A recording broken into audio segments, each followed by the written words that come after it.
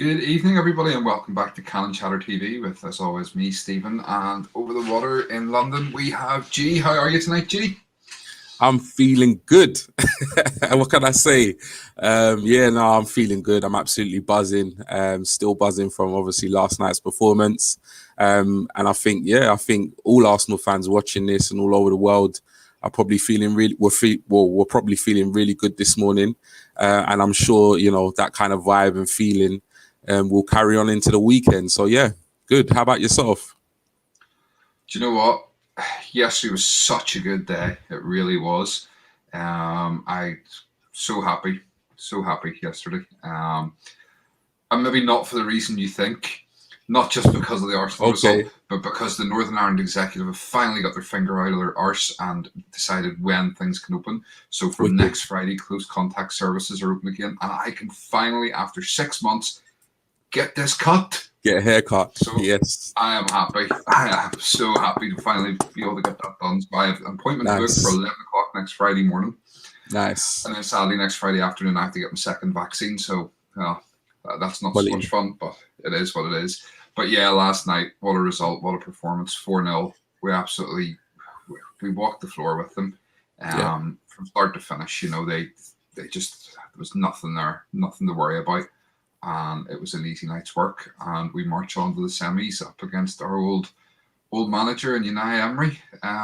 Good evening. So, yeah, that's it. So we'll get into the match in a minute, and obviously also tonight we want to look ahead at the Fulham game on Sunday, 1:30 kickoff at the Emirates Stadium. We beat them 3-0 the first game of the season, so obviously we need to keep that up, and another good performance needed. So we will get into all that in a wee second. Let's roll the credits and we'll get into it all. Arsenal have gone through an entire league campaign without losing. The first time it's happened.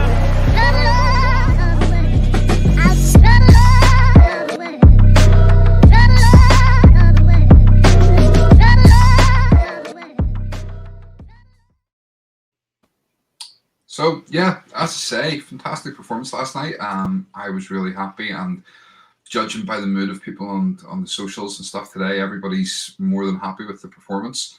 Those staunch Arteta out people are all a bit quieter today. I have to say, I even seen a few of them last night on Twitter and on their YouTube channels and stuff, giving a bit of praise where it was due. To both the team and the Arteta. So fair play to them. There are some of them out there that they say a lot of things that come across as very negative, but there are a couple of them that will give credit when it's due. So fair play for that. But yeah, lost for words at times. It was so good. I mean, you and I watched it together. Well, as together as we can watch it, considering you're in London and I'm just outside Belfast. But we sat and we watched it together, and we were both kind of at times just going, this is amazing, Mm-hmm. You guys watching live, drop your thoughts, your comments into the comments there about what you felt, how you were feeling emotionally last night. I don't even know where to start on it. We'll run through the lineup and have a chat about the match. Yeah. All right, well, let's bring it up. Been messing about a wee bit with this app today, so I've been able to do a wee bit more with it, I've seen. So we started off, we had Leno in goal, as we all sort of predicted would be. Then we had Murray and Holding at centre-backs, which is what I had gone with on our preview show. He threw in Chambers at right-back. Now, for me, someone commented about this on Twitter last night, and I said, I think it proves that Bellerin's time is done. Bellerin is fully fit. There's no reason why he shouldn't be playing. And yet he picks Chambers over him. And he's picking Chambers over Cedric as well. So, I think that goes to show right now Chambers is our first choice right back. Mm-hmm. And if that's the case, Bellerin's gone this summer. I, for one, will not be sad to see him go. As he's been a good servant to the club, but his playing ability is not at the level that we require if we want to go on and become contenders. Having said that, I don't think Chambers is, the answer at right back either. But it is very clear now, as I say, that he is our first choice right back. Bit of a surprise at Xhaka at left back again. Yep. Ceballos and Partey in the midfield. Then we had a front four of Pepe, Smith Rowe, Saka, and Lacazette. What was your initial thoughts when you seen the lineup? Yeah, so initially when I saw the lineup, obviously, I think with Arteta, you can never really predict what he's going to do in terms of personnel, and particularly most recently in terms of where the players are actually going to play. So, when I initially saw the lineup, I thought it was a good lineup. I was obviously surprised that Xhaka was back in at left back. Not surprised that he was picked, but definitely surprised that he was playing left back again. I know he had a good game against Sheffield United, but I thought with the game of this magnitude, I thought Xhaka would definitely have played in midfield, and he would have picked Cedric. So yeah, that was a bit of a curveball again. Starting 2 games in a row at left back. Not sure what that says for Cedric's future at the club, like you kind of said, because I thought I think he's done all right this season when he's been called upon. So that is a bit of a surprise, especially considering midfield being our weakest. In my opinion, our kind of weakest, position on the pitch. I think, Xhaka is kind of like a dead cert to start in the midfield. So question marks over Cedric's future, given the fact that Xhaka started this game. Chambers, I think it's clear now, as you said, that, Bellerin's future lies elsewhere. Chambers, is being picked more consistently. And again, the magnitude of the game, huge game.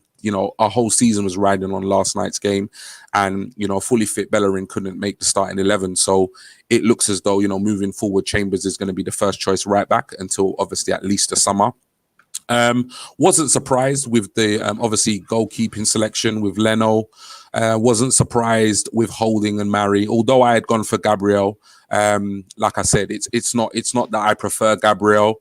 I just think sometimes the opposition kind of selects the centre back. But having said that, Mari performed fantastically well. He's so composed.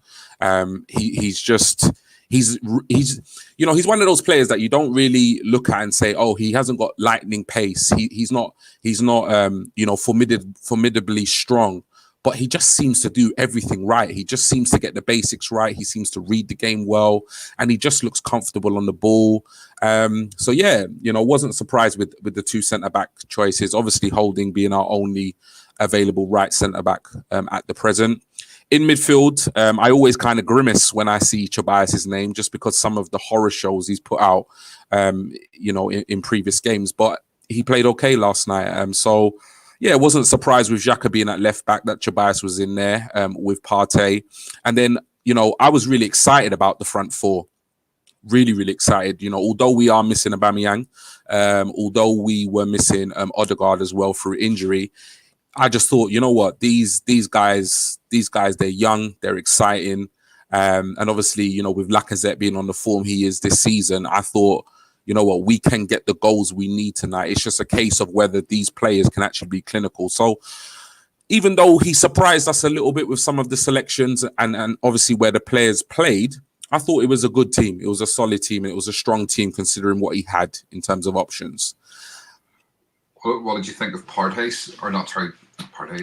starting over Martinelli? Obviously, Martinelli was the one that was dropped for Smith Rowe. Yeah, I have to admit, initially I was a little bit disappointed. I think, with Aubameyang missing, obviously we found out that Aubameyang had, or has contracted malaria. I think it was whilst he was away on international duty. So wish him a speedy recovery. It'd be good to get him back in the first team as soon as possible. But yeah, when I initially saw it, sometimes it's difficult to remember what you were disappointed about when the performance was so good. But Martinelli's absence did bother me. I just thought, why are we not playing this guy? Why are we not playing this kid? Come on, he had however many minutes against Sheffield United. He scored a goal, had a good game. I just thought this would be the perfect opportunity to keep him in the side. So initially, I was disappointed. But like I said, it's really hard to kind of criticize when the boys come out and put on a show like they did. So, it is what it is. I think, he got some minutes last night, which is good. And hopefully, weekend coming up, Fulham game, hopefully he'll get some more minutes. But yeah, initially disappointed, but can't argue with the result, can't argue with the performance. Yeah, I mean, I think as I said on Twitter before the match, Martinelli did come out after the game against Sheffield and say, he was knackered. Yeah, he did. He hasn't played an awful lot of football, so he did come out and admit that, and you kind of thought, well, obviously, if he's not fit enough to play the full 90 minutes, he might be better as an impact sub. Yeah. However, we both sort of said before the match last night as well to each other that if we had lost last night or hadn't gone through last night, that you can guarantee Martinelli not starting would be the reason that people would put on the the fact that we didn't go through. So it was vindicated in the fact that they came out and they had such a good performance. The decision to drop Martinelli back to the bench was vindicated, but it could have been so bad if we hadn't have qualified. As I say, the Arteta out, and anybody just in general who's not happy at the minute would have put it down to it being that Martinelli was on the bench. And as I've said before, I think Martinelli's a massive talent, and he has got such a massive future at this club. But we've got to remember he's not the Messiah, and we've got to stop putting so much weight on the young man's shoulders. It's frightening when you look at the youth we have in attack. You've got Smith Rowe, Saka, Martinelli. You've got Balogun now, who's signed up again. There's a couple of the ones in the academy are doing really well. You also have Pepe, who's Pepe's only mid-20s really. And do you know what? Despite what people say, Pepe's not a flop. You look at his numbers compared to the games he has started. He is not a flop. And you said it to me after the match last night. He is going to be massive for this club. Yeah, he is. And he's finding his way, and slowly but surely, I mean, you're seeing the impact he's having in these games. And I don't even know where my phone's sitting. There was a tweet came out last night about how Pepe had either scored and assisted against, Man United, Man City, Liverpool. He's done it in an FA Cup semi-final. He's done it in an FA Cup final. He's done it in both legs of a quarter final of a European trophy in the UEFA Cup. So he's a big game player. And you look at this and you think, it's frightening to think of the quality we have in those forward positions at such a young age. The more time goes on, the less convinced I am that we're going to get Odegaard. I think all the noises at the minute coming out of Madrid are very much that they want to keep him. And I think he's been so successful in a short spell here that they do want to keep him. So I really don't think we're going to end up getting him. So actually winning this trophy is now, in a sense, even more important because of the, as we talked about, the caliber of player we can attract. Realistically, if we win this trophy and we're back in the Champions League, we could be in for the likes of a Jack Grealish. Yeah. That sort of quality of player. So we'll see what happens. But, overall, I felt the squad was, the team was fairly decent. As I say, a bit surprised that Jack got left back. He had, you can't fault anybody's performance last night. I don't think Xhaka had an awful lot to do. I don't think they really exploited the fact that he was there on the left back. But what he had to do, he did well. He came out after the match and said he didn't care where he played. As long as we win the trophy, he doesn't care where he's playing. And people are still, having this conversation about giving him back the armband and where he's going to play next season and stuff. Reality is, I just can't see him being at the club next season.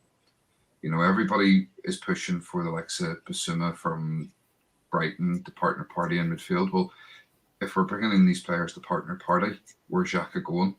Do we think he's going to stay as a backup left back at Tierney?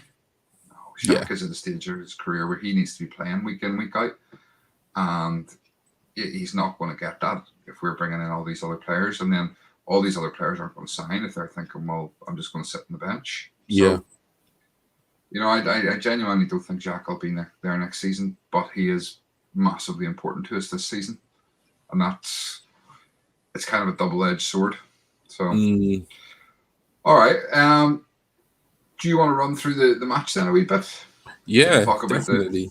We'll talk about some of the goals and incidents. Definitely. What a game to run through. So, obviously, like, we kind of spoke about, the match kind of pre-game last night, how we were feeling. I think, when the match started, I was really nervous. I have to admit, particularly as it was getting closer and closer to the game. And to be honest, I wasn't massively impressed with the first 10 minutes. I think 10 minutes kind of went by pretty quickly. And it was quite cagey. Our passing game wasn't quite on point. And it seemed to be kind of a bit of a 50-50 affair. Nothing really kind of happened. And then it just seemed like, in a kind of 10-minute spell, we literally blew them away. So I kind of want to talk about the first point. When it was on 14 minutes. So on 14 minutes, Saka drove through, hit a delicious shot. And then it was basically ricocheted off, I think it was one of the posts, so it was a save. And then Smith Rowe popped it in the net. Now, at that point, it obviously went to VAR. How were you feeling when the goal was disallowed, Stephen? Do you know what? I was sitting here and, as you know, I missed the first sort of 5 minutes of the match. Yeah. And I was sitting here eating my dinner, trying to tweet at the same time that would score the goal. And then you said, it's gone to VAR. This is really long. And I'm virtually finished writing the tweet. Yeah. And I stopped and I was like, what? And it's frustrating that they don't show what, where the lines are and this sort of thing, and you can't see it. When I watched it back, yes, you can see he is just offside. But you were just thinking, wow, what a start. What a move by Saka. The shot, it was a good save by the keeper onto the post. But for Smith Rowe to have that awareness, just to be there and to tap it in, and you're thinking, brilliant, we're 1-0 up. And then VAR ruled it out, and you're going, oh, is this going to be another one of these nights? That's why I asked you. Squeaky bum time for 90 minutes. Are we going out? And it was a difficult one to sort of to take, but it was what it was, and obviously in the end it didn't affect things. Yeah. So yeah. No, because that's how I was exactly feeling. I thought to myself, right, we've got the goal, we're ahead on the night, but then with the whole kind of VAR overturning the goal, I thought to myself, oh, here we go. It's going to be, we couldn't even see, like you said initially, if it was actually offside anyway, because, in the Europa League, they don't do the replays. But yeah, when it was disallowed, I was thinking, here we go again. It's just not going to go our way, because that's what we needed. We needed that quick goal. So I was gutted at that point. I was thinking, it's going to be one of those nights. But then, 4 minutes later, we actually did take the lead. So great goal. This was on the 18th minute. So Smith Rowe was on the edge of the box. He tried a shot. He got a bit of luck. The ball kind of came back to him. But the next part of play was just phenomenal. his quick feet. He then slid Pepe in. He actually played the ball through the legs of the defender. And Pepe, did the rest. Pepe did the rest at that point.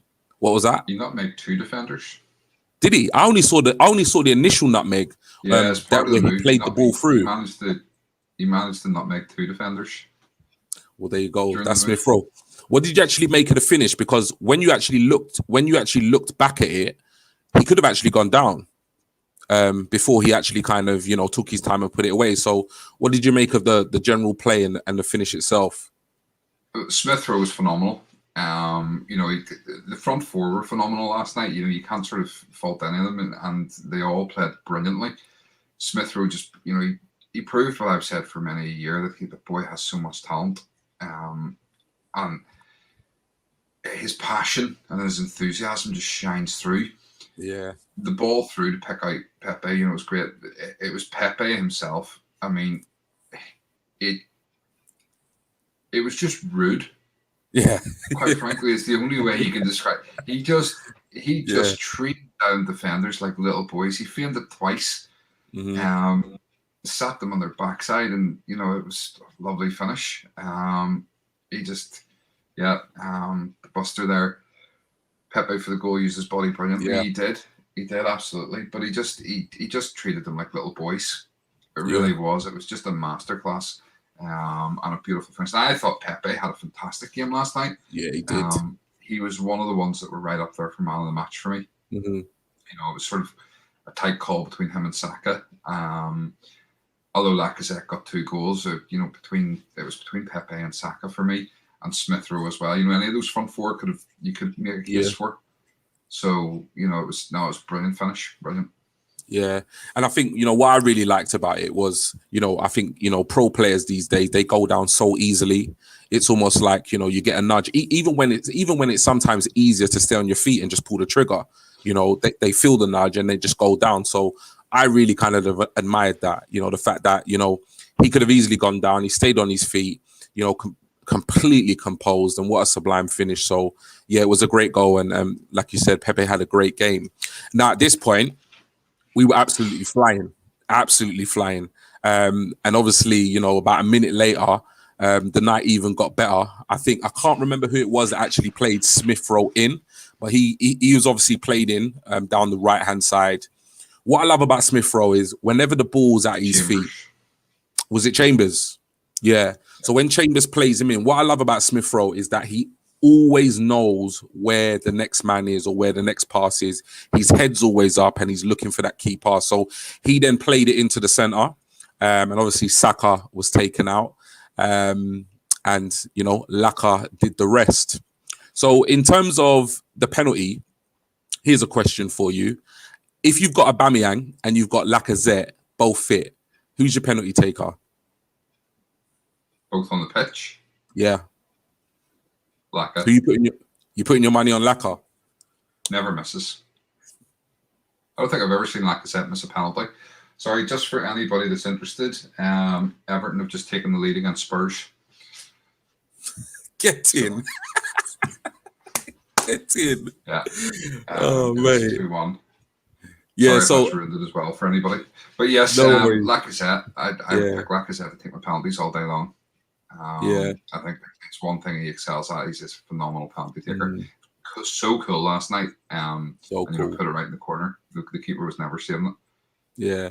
So how were you feeling at that point? Obviously, you know, like 20 minutes in, 2-0 up. Did you kind of feel at that point that the tie was over, or were you still kind of nervy, thinking that maybe Slavia might get back into this? Do you know what? I wasn't particularly nervous going into the match at all last night. I was confident we were going to beat them. Yeah, you were cool. I didn't think it was going to be quite so comfortable, but I was confident we were going to win. Yeah. So, yeah, I mean, it was kind of like we were 2-0 up. What was it, 20-odd minutes in? And I was like, this is, you know, they're making light work of this. And you kind of got the feeling that it could be 4 or 5. Yeah. If they kept it up. You got that feeling. And I think it sounds silly. My biggest frustration at that point was the fact that my dinner was going cold because I've been busy writing that many tweets about incidents that have been going on and watching the match. So, I was, you know, I was confident, and I said to you, obviously, we'll go on and talk about the next goals, but when the third went in, I said to you, might as well just make the 5 subs at halftime. Yeah. You know, there was nothing coming back from Slavia that made me think, you know, we're in any danger of this being pulled back. You know, at that point, we're 2-0 up. They had to score 3. There was no option. A 2-2 draw wasn't enough. They had to come out and score 3, and I just couldn't see it. Yeah, and what a goal it was for the third one. Saka just like this boy. You know, you hear a lot of stuff on the socials. You hear a lot of like people's opinions and stuff. And I know we've had this kind of question put to us, you know, before on some of the lives about, you know, would you sell Saka? Does he have a price? And for me, this kid is absolutely priceless. Like to come into the first team, you know, and the season we've had and how we've struggled, you know, the kind of trials and tribulations of Arsenal this season, and the way he's kind of just dragged us through, you know, week in, week out with assists, with important goals. I think yesterday was just the kind of epitome of just what a season he's had. You know, on the big stage, people talk about Europa League. Look, he's a 19-year-old kid. Do you know what I mean? Like, I remember what I was doing at 19, and it weren't scoring in a quarterfinal of the Europa League. Do you know what I mean? Yeah. So he's just phenomenal. And like I said, what a goal it was. You know, he cut in from the right. left the defender, ghosted the defender completely. And I thought at that point, hit it. And he did, you know what I mean? And he smashed it, bottom right-hand corner. So yeah, how was you feeling at that point? Did your dinner go all over you? I think I just finished at that point. Yeah. Do you know what? I mean, it was a brilliant finish. And like he's 19 years old, and I'm just, Smith Rowe's only 20. Yeah. These kids have got the world at their feet. They're that good.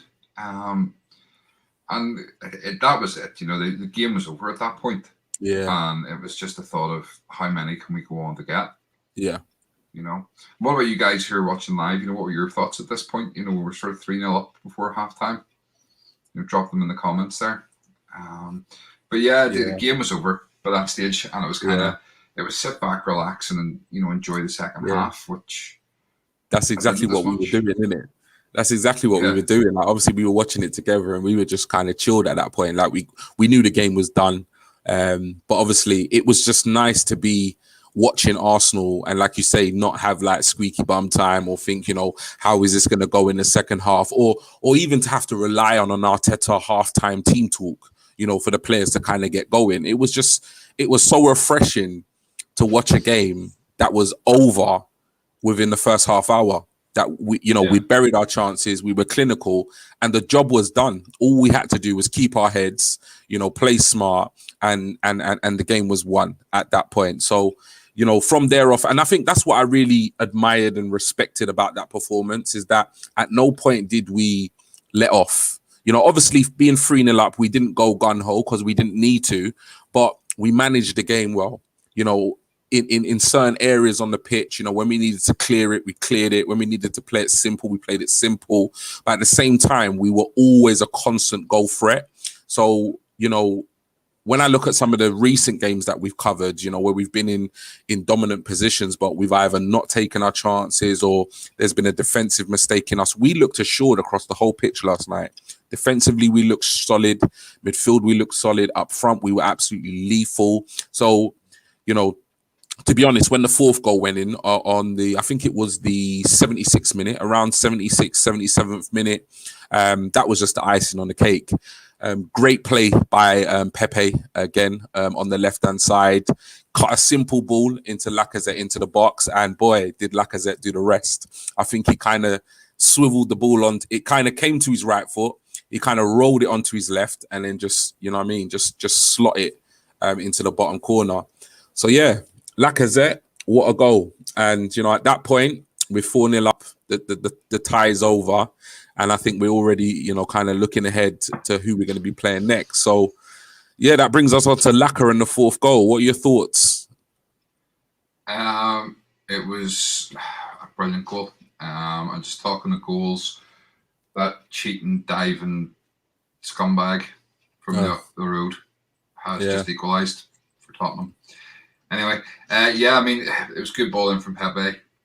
Lovely footwork, and he's really been showing that lately in the box. Some really sublime wee touches. Put it onto his left foot and smashed it home. And I was just sitting going, that's his quality. Just sums up his season. Yeah. And I know it's something we're going to talk about in a few minutes, but it got me starting to think about Lacazette a wee bit more. On that team, and especially playing with those youngsters, but we'll come on to that after. But it was, as I say, fantastic finish. And at that point, as I said, the game was already over. Yeah. And for me, I was kind of get Lacazette off, get Balogun on. I know obviously Lacazette would have loved to stay on and got his hat trick, but my opinion was I wanted to see Balogun get some game time. Yeah. And obviously it didn't quite happen that way. But great finish. Yeah. Yeah. And obviously, so, at that point, the game's won. We kind of saw the game out. And I think what was great is that, we got a clean sheet, which was fantastic, because I don't think we'd had a clean sheet for about 13 or 14 odd games, maybe even 15. We got one against Sheffield, so it's 2 in a row. Yeah. So it was good to get the back-to-back clean sheets. That was really, really good, because I thought to myself, please don't switch off and concede, 1 or 2 goals late on. And, you know, it would just kind of take the gloss off the performance. But nevertheless, you know, they didn't. And obviously we saw it out, 4-0 win, you know, and let's say it, you know, I know, you know, both of us have said, look, you know, we should win this game. It's Slavia Prague. They come from the Czech league, no disrespect. But look, this team, like you said the other night, they beat Leicester over 2 legs. They beat Rangers. They hadn't lost a home game in their domestic season, and they haven't lost a home game since January. What year was it again? Was it January 2020? Yeah. So do you know what I mean? So, you know, give credit where credit's due. You know, it was a great performance. We now got to obviously look ahead to the next round. We've got Villarreal, and as you said earlier in the show, the return of Mr. Emery. So yeah, we look forward to that. But yeah, no, great performance. Can't argue, and to be honest, I can't stop smiling. Yeah. Buster, just agreeing with you there. Game management last night was very good. Nice to be able to watch a game and not be panic.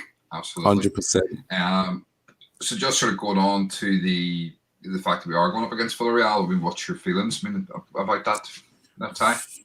The thing is, I don't really know much about Villarreal. It's crazy because today, like when I was kind of sitting at my desk from work, because I've been working from home for over a year now, I did actually Google, you know, Villarreal, where they're sitting in La Liga. I looked at their form.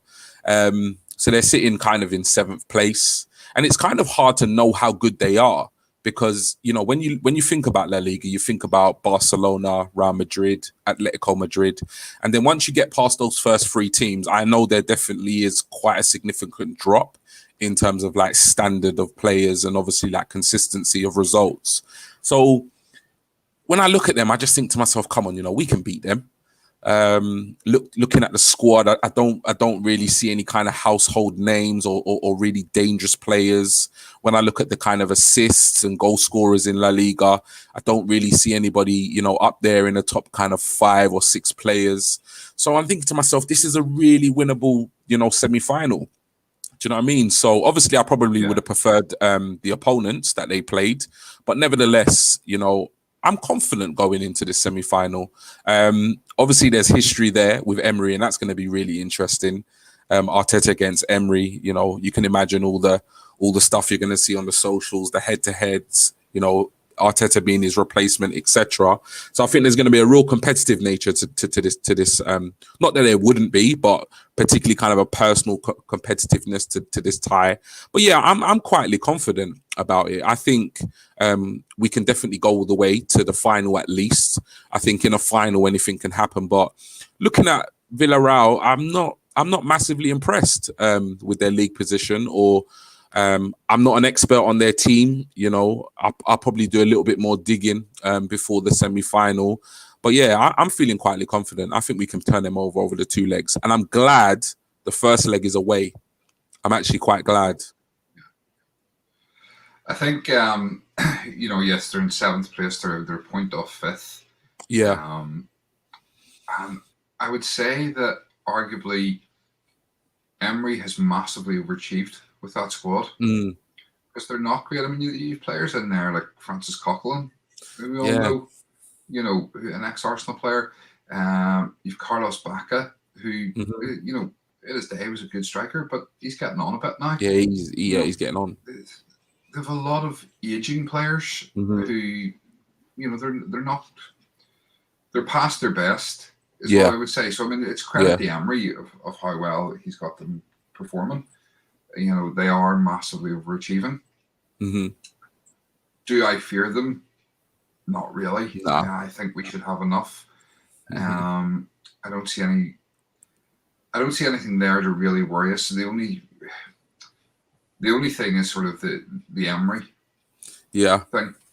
And you know, whilst it didn't work out for Emery at Arsenal, you can't deny his pedigree as a manager. You know, he's the most successful manager in the UEFA Cup history. Yeah. He's on a run of 21 knockout fixtures without defeat. I think he's only been knocked out once or something like that. Yeah. I mean, it's crazy. 3-time winner. Got to the final with Arsenal. You know, semi-final with Villarreal. So, I mean, he's got a history with this tournament. Yeah. And that's the only concern. That would be the only concern. But Villarreal themselves, no, I think we should beat them.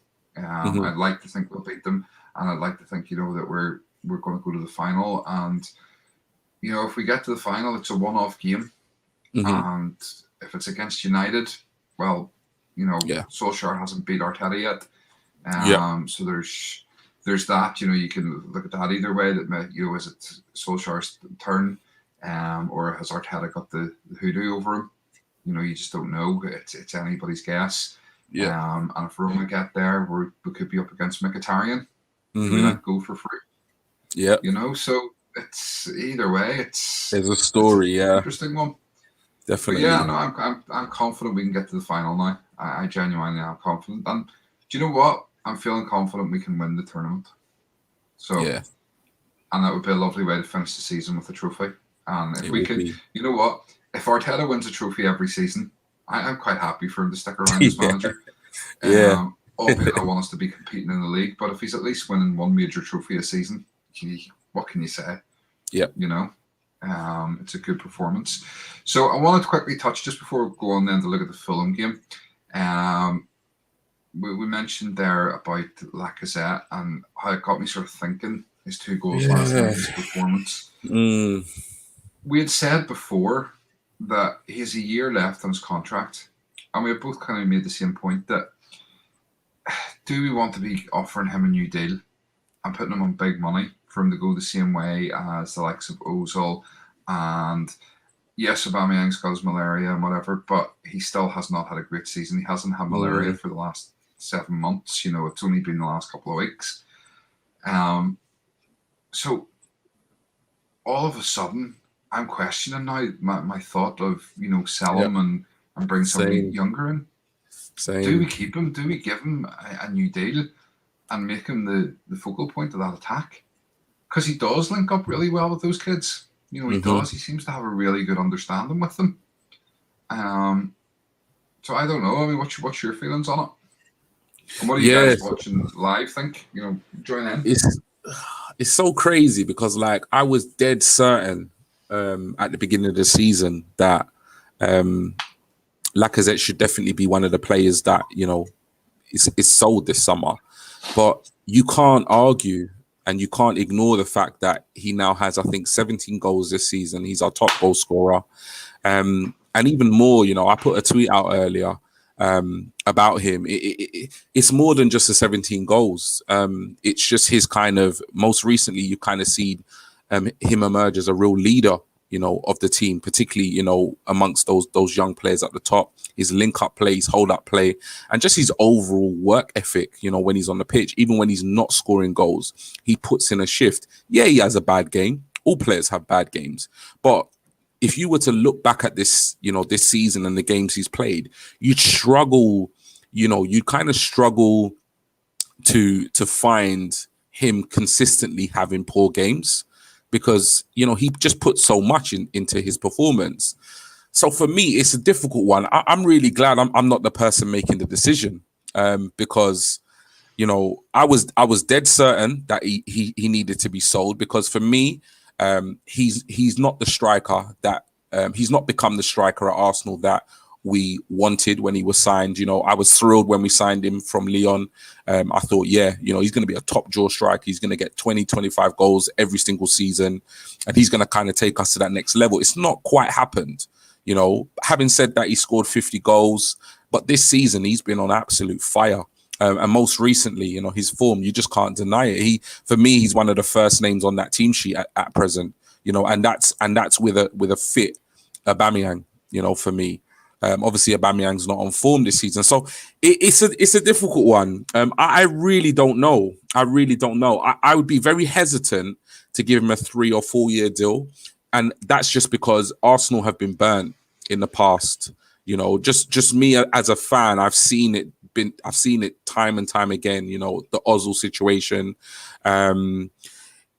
Not so much the Aubameyang situation. I think we kind of have to give Aubameyang the benefit of the doubt to a certain extent. He's not had a great season, but he was firing on all cylinders last year. So I think if he does stay, then the hope is that he kind of finds form and he can come good again. But if I'm completely honest, Stephen, I just really don't know. I'm just, like I said, I'm just glad I'm not the one making the decision, because I can see an argument for why we would sell him, because he does have a year left of his contract.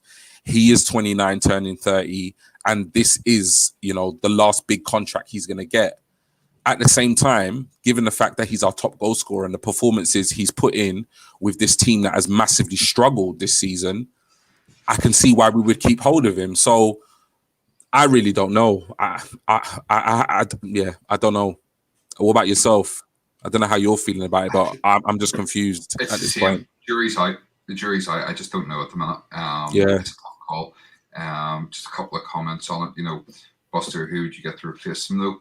He's guaranteed regular goal scorer. Give him another 2 years with an option of a third. I mean, it's certainly an option. I just don't know if I want to bring someone younger in. But then at the same time, you need that experience around all that youth that we have. But then we have Aubameyang, and it's clear that Aubameyang, we don't need Aubameyang on the left. No, we don't. We have Martinelli, we have Pepe, we have Saka, we have good wingers. We don't need Aubameyang on the left wing. And it's very obvious we're only going with one up top. So, do we want to be keeping Lacazette and Aubameyang, 2 players in their 30s, both on big money? It's crazy, man. So it's a difficult one. Chris, I think Lacazette deserves a new deal. Just not sure we should do more than a year. He's been consistently good. Don't think he could do it for 3 more years. So a deal of that length is no good for us. And this is the thing, does he start to deteriorate after a year or two? We just don't know. We have seen it with other players. I'm not just talking about, at our own club. At other clubs, you've seen it where players have been given extensions and then, their performances have just disappeared.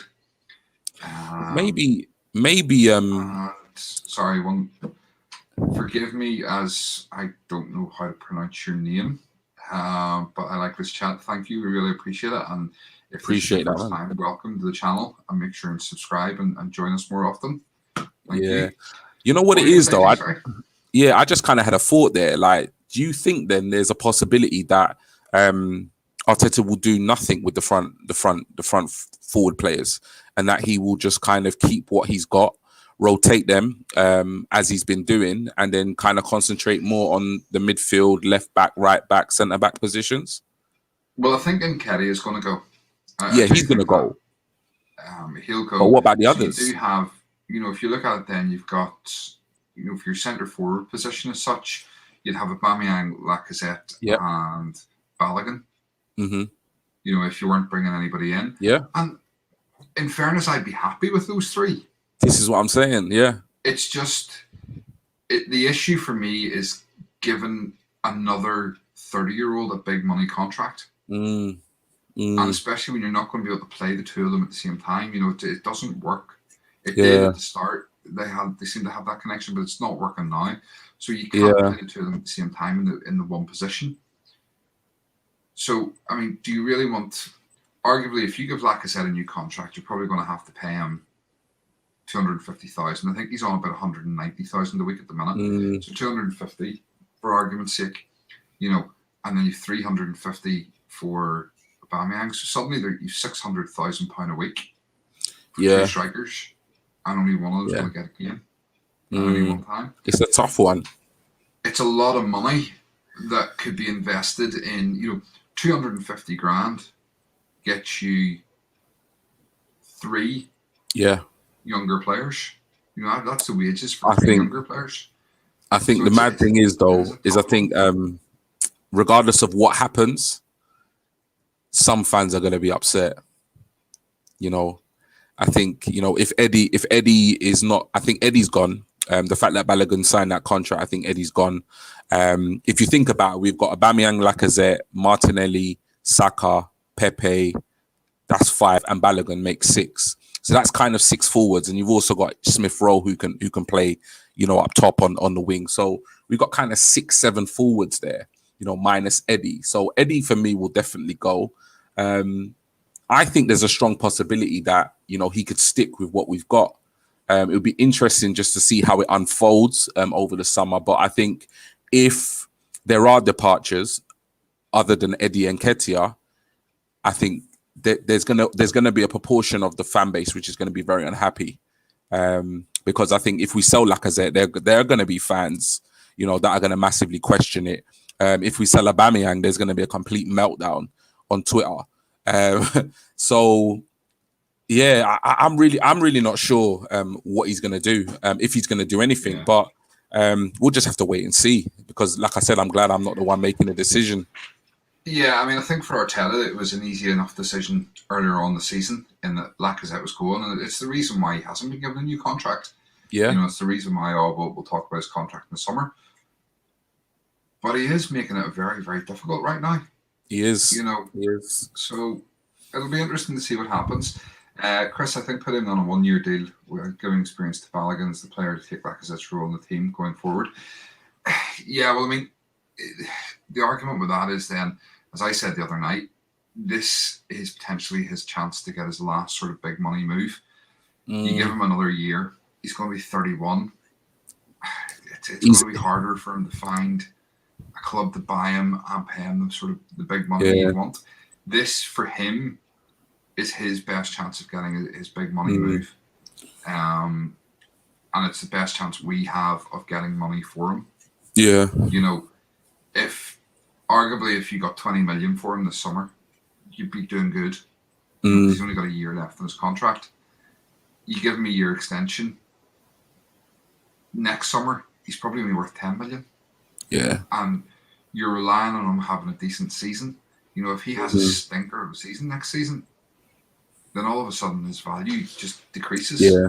Yeah. I think Eddie will stay.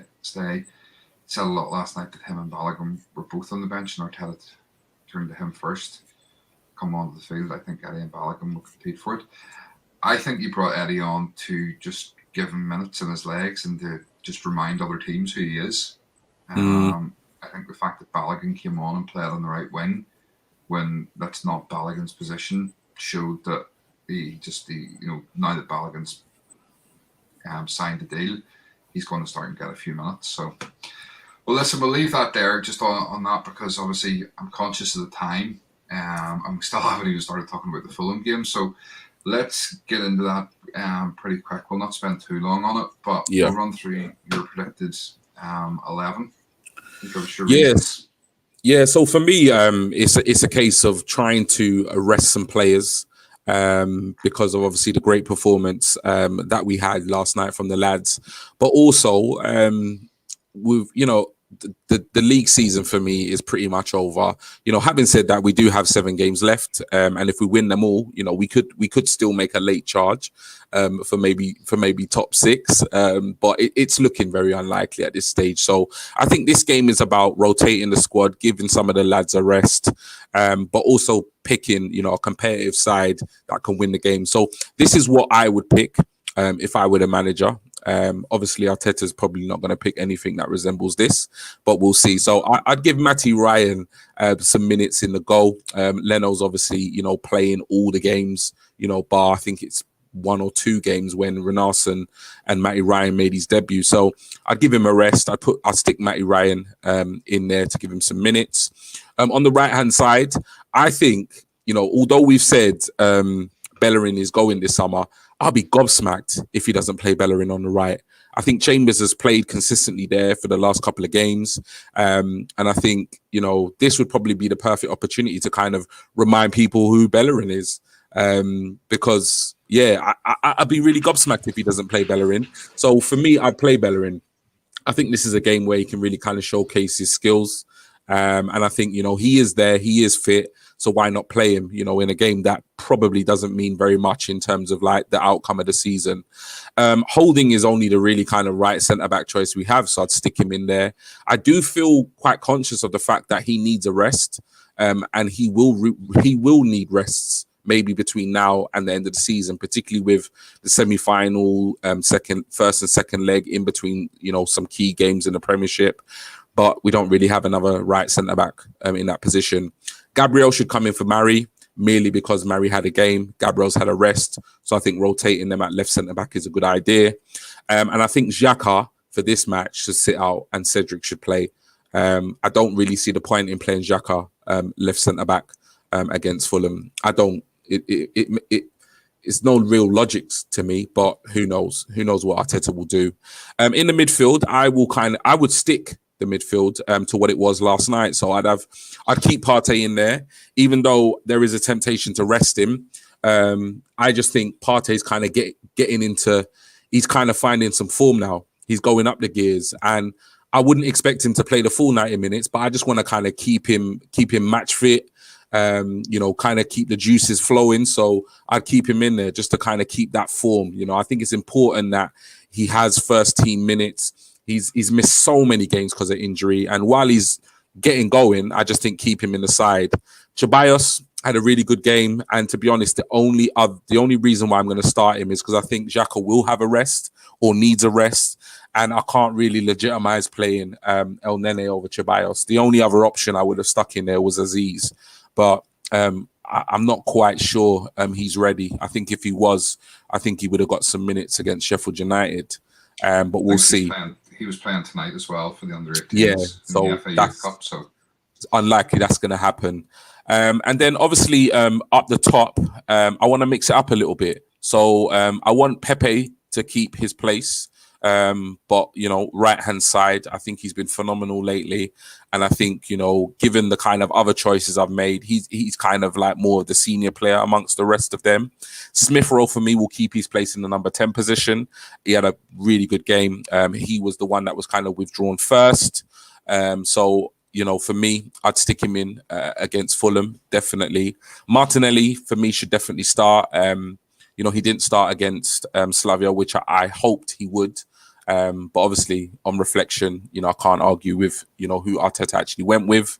And then up top, I think it'd be really good to give, captain last night and Lacko, who had a phenomenal game, 2 goals. I think it would be a good opportunity to give him a rest, stick on Balogun, see what he can do against Fulham. I'm quite excited.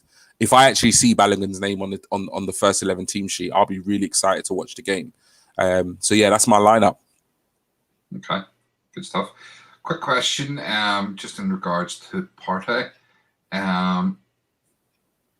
Something I noticed, I don't know if you feel the same.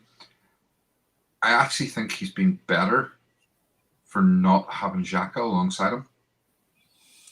It's a bit of a coincidence. He's kind of playing more on his own in the middle. Yeah. Rather than a 2, he seems to be playing more on his own because Ceballos was pushing up a bit more. Yeah. Because Ceballos is naturally inclined to try and push up. Yeah. And Partey's been having to sort of sit back and do all that, the sort of donkey work in midfield. And I actually think Partey's been playing better because of the fact he hasn't had Xhaka beside him. Maybe this is Arteta's grand plan. Do you know what I mean? That's why he's been playing Xhaka left back. Who knows? Yeah. All right. While I bring my team up, just to let you know, it is just finished in the Everton-Tottenham game, 2-2. So that's actually quite a good result for us. And Harry the Cheat Kane has limped off at the end. Well, it's not all bad then, isn't it? Shaking his head. Something's not good. Yeah. So he could be out for a few games, which, their season's sort of fallen apart a wee bit. So, yeah. Quick one from Buster. Would Lacko get into other top 6 teams starting 11? Probably not. Maybe you're right and should let him leave. Yeah, I mean, I don't think he would. I just think he happens to link up well with our youth. Chris's team for Fulham: Leno, Xhaka, Gabriel, Holding, Bellerin, Elneny, Ceballos, Saka, Willian, Pepe, Balogun.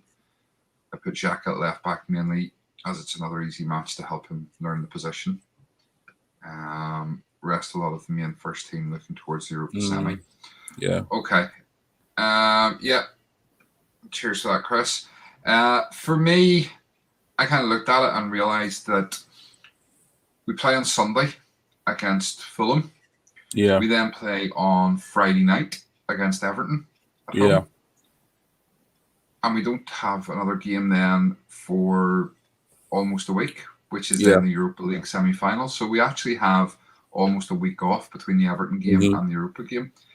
And there's 5 days between these 2 games. So I kind of thought about, the same as you, we need to rest a couple of players and things like that. So I've stuck with Leno in goal because, as I've said before, Arteta doesn't like to rotate the keepers, and I just don't see why he would start now. I've gone for Chambers at right back, as I don't really think Chambers needs a rest. He's missed so much football, and he's playing himself into form. And I've seen, who was it, the journalist James Benge or whatever he's called, Benji, or said today that he thinks Chambers could be in the running for an England call-up the way he's playing. Yeah, I saw that. I thought that's a little far-fetched, personally. But, he's not been too bad. And he only has a year left in his deal after this summer as well. So he's another one that, he's playing for his future. So I think he'll probably play. I think Gabriel come in for Murray, just purely to keep Gabriel getting minutes. I think that position will swap over the rest of the season. Holding, as you said, is pretty much our only right-sided centre-back. So I think he will play probably the majority of games. Fortunately, as I say, there is probably enough downtime between these games for it to be okay. It may be different come the Newcastle game in between the two legs of the semi-final. We may have to look at making some changes. I think Cedric will come in at left back because I think, as you've rightly said, Xhaka needs a rest. Xhaka has played most of the season, and I would take this opportunity. And this isn't just because I don't particularly like Xhaka and don't want him at the football club. This is because I do genuinely think he is important to us this season. And he does need to rest a bit. He has played so much. So I would rest him. Like you, I went for Ceballos and Partey in midfield. I think they seem to be playing quite well over the last couple of games. I think, as I say, it's because Ceballos is pushing on and Partey's got that sort of middle of the park to himself. And I think it's really starting to show, his quality and what he brings to the team. Smith Rowe, I think, will continue on in the number 10. If Odegaard's back, I think he'll play, but I don't know if he's going to be back yet. I think Saka, of those ones, in the front four, is the one that really needs the rest. So I would drop Saka and put Martinelli in, and obviously play Martinelli on the left, put Pepe back over to the right. And I would keep Lacazette up front. He's playing so well. He links the play up well with those boys, and he has a good understanding with them. And he's on fire at the minute. So keep why it going. Not keep him in there, keep him scoring goals, and let him get a few more. Let's get him to have a good season, have his best season at the club. And that's kind of it. And good team. I'll be honest, I can't see Fulham are playing better at the minute under Scotty Parker, but they're still in the relegation zone. They're still struggling, and albeit this is where we've slipped up, and we did it last season against the likes of Watford and stuff in the running, Brighton, teams like that. The teams we should have been beaten, we were getting beaten by. Aston Villa, last season we're in the relegation zone and beating us, but we should have enough to beat Fulham. Especially being at home. If it was an away game, well, actually, I was going to say if it was an away game, I'd feel slightly less confident. But this season, our away form's actually been very good. Yeah, and it's our home form hasn't been quite as good. But we're coming off two big victories. We're 7 goals scored, none conceded in the last 2 games. We're through to the semi-finals of the Europa League. The confidence is high, so I do think we'll win. I think we'll win comfortably. I'm going to go for another 3-0. Okay, interesting. Definitely. I kind of echo everything you've said, really. You kind of hit the nail on the head in terms of confidence, in terms of, back-to-back performances. I don't think it will be a completely rotated side, but I think it will be kind of a mix and match. But we'll have to wait and see for the team news. But yeah, for me, I think we'll win this comfortably. I'm going 2-0. 2-0, okay. Yeah. Okay, that kind of wraps it up. I was very conscious of the time there tonight. I know you've got things to do. So thank you to everybody who's watched live, and thank you for joining in the chat. If you do have any last questions, drop them in now, and we'll come back to them in a wee second. If you are new to the channel, thank you for tuning in. Make sure to hit that like and subscribe buttons, turn on the notifications so you don't miss anything in the future. We have got some more great content coming up. Other than that, G, anything you want to say before you take us through your traditional end of show speech? No, just like obviously, massively just buzzing still from last night's performance. I just hope the lads can kind of keep it going. I think even though the league is done, for us really, it would be good to go on a kind of 7-game unbeaten run, keep that momentum going, because I think, it's really kind of important. Wins breeds confidence. So if we can keep winning and keep scoring and, keep clean sheets, it's only going to bode well for our Europa League, campaign. So yeah, just massively excited for the Fulham game, seeing what the lads can do. And just a massive thank you, to, everyone that has, kind of supported us, watching our shows. I know earlier there was a comment come up, and I think it was somebody who's watched us for the first time, kind of saying they like the chat, that we're having. And, that's what it's about. That's why we're here. We're just two average guys who've supported Arsenal our whole lives, one from Northern Ireland, one from London.